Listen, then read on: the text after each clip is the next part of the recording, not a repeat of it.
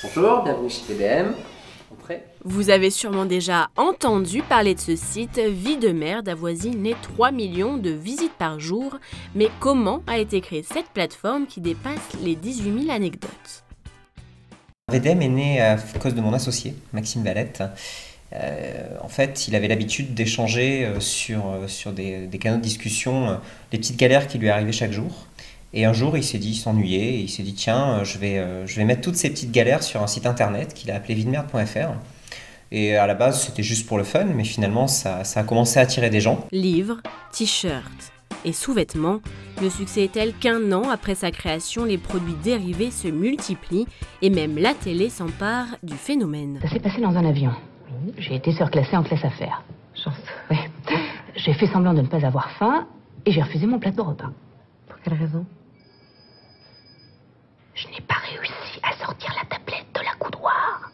Ah oui, c'est bon, hein? Ah, je valide. Ah oui. On a adapté le concept du site en série, la direction générale de la vie de merde étant finalement un petit peu notre site. Les personnes qui vont recevoir les gens sont nous, et les personnes qui vont à la direction générale de la vie de merde sont les gens qui visitent le site. Après 2 pilotes et 6 semaines de tournage, la première saison de 60 épisodes est diffusée, un résultat qui satisfait la production. Les auteurs ont écrit, ouais, ils ont réfléchi déjà en amont. Je pense qu'il y a 4 mois de travail quand même. 2 mois et demi d'écriture ferme.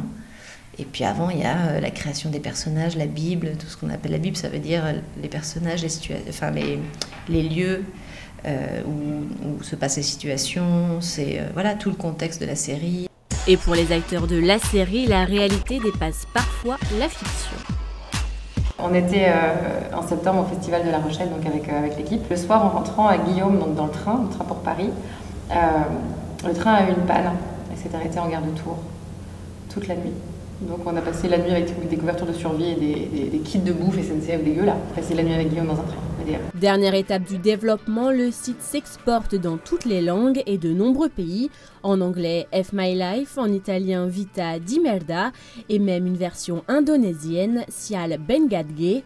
Comme quoi, le succès n'est pas si merdique.